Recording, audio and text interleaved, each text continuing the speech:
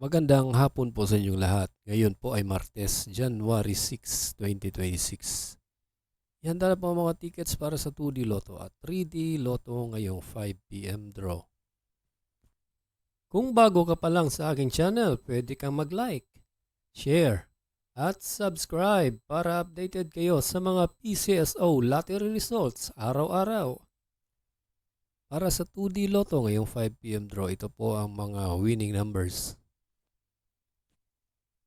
21 and 7 in exact order.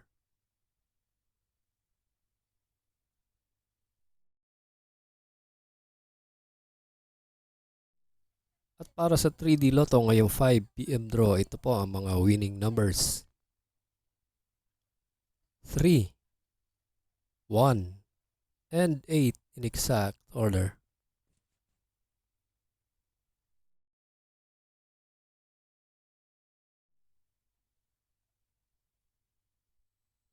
Congratulations po sa lahat ng nanalo at kita-kits mo tayo mamayang 9 p.m. draw.